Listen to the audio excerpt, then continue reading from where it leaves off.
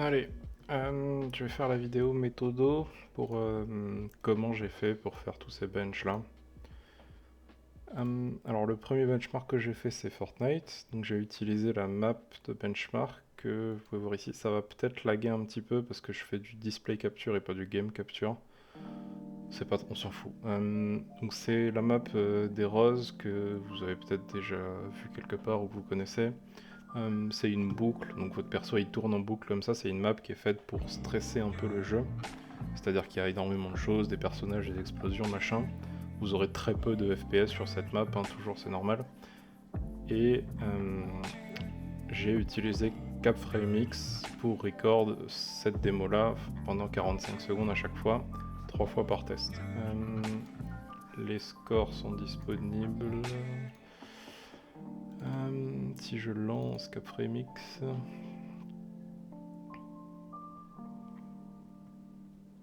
dès qu'il voudra bien se lancer.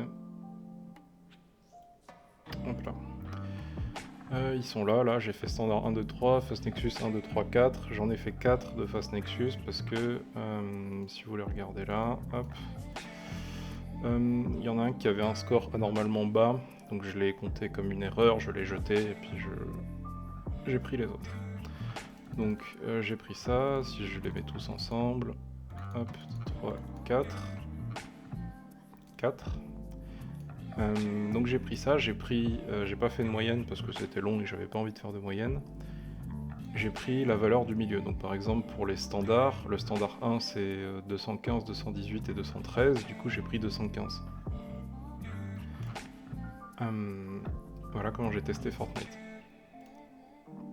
Du coup je peux partir de ce jeu, hop. Le benchmark suivant, dès que ça s'affichera, hop, c'est CSGO. Donc pour CSGO il y a une map de bench qui existe, mais qui est pas très bien. Parce qu'elle est vachement difficile si vous la faites 3 fois de suite, vous n'aurez pas les mêmes résultats. C'est pas incroyable. Du coup, il y a une autre façon de faire un benchmark sur CSGO qui est d'utiliser le time demo. Et puis de mettre une démo que vous avez faite et de la laisser tourner. Et à la fin, ça vous affichera les FPS. Moi, j'ai time demo test, qui est une démo que j'ai fait moi il y a un certain temps, qui est censée représenter un round assez normal où il se passe des choses globalement normales sur un round. Je fais des kills, il y a des smokes, il y a des molos, il y a des flashs. À des moments, je me flash moi-même, etc. Et ça va durer quelque chose comme 30 secondes, je pense. Donc voilà, je tourne en rond, etc. Je fais 2 fois le tour de la map, je crois. Et ça va tourner tout seul. Et à la fin, il faut que j'attende que ça se finisse pour la fin, malheureusement. Ça va m'afficher directement les FPS, ça va même m'afficher d'autres statistiques qui sont pas très intéressantes dans ce cas-là, mais ça va m'afficher d'autres statistiques. Donc là je fais bien attention, je me blanc bien, etc. J'essaie de faire un round qui est en tout cas un test qui est représentatif d'un round réel. Il y a plusieurs smokes CT, etc. C'est plus ou moins réaliste. C'est pas tout à fait réaliste parce qu'il y a beaucoup de bots, mais peu importe.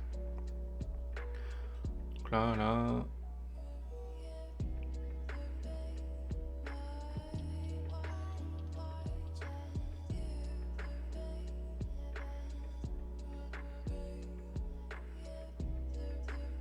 ok. Et une fois que c'est terminé, ça retourne au menu, et si je réouvre ma console, je peux voir directement que c'est écrit 13 000 frames, 60 secondes, 200 FPS, et ça me met la variabilité des FPS, etc. Voilà. Comment j'ai mesuré ça? Du coup, j'ai fait 3 fois ce test-là, et pareil, j'ai pris la valeur du milieu. Hop, ça pour CSGO, très bien. Et Forza Horizon 4, je peux pas le lancer pour vous le montrer parce que ce script a éclaté mon Windows. Bon, je vais devoir réinstaller. Mais si vous lancez Forza Horizon 4, il y a un benchmark qui est intégré dans le jeu où vous avez juste à le lancer, puis il fait sa vie. Et au bout d'une minute ou deux, il vous donne directement les FPS. Donc j'ai utilisé le benchmark intégré au jeu. Maintenant, l'input lag. C'est mon vrai input lag que j'ai mesuré, c'est-à-dire que c'est pas les conneries genre Simone ou quoi qui sont absolument pas représentatives. J'ai pris du matériel réaliste, c'est-à-dire que j'ai pris hop, mon outil qui me sert à mesurer de l'input lag là, qui est sur mon écran, etc. Et puis en appuyant sur un bouton, je peux lire ma valeur d'input lag, la moyenne, le nombre de valeurs et minimum et maximum. Donc j'ai fait ça sur 250 tests, donc 250 valeurs à chaque fois, et j'ai fait 3 fois 250. Et j'ai pris le résultat du milieu sur la moyenne des 250, pareil.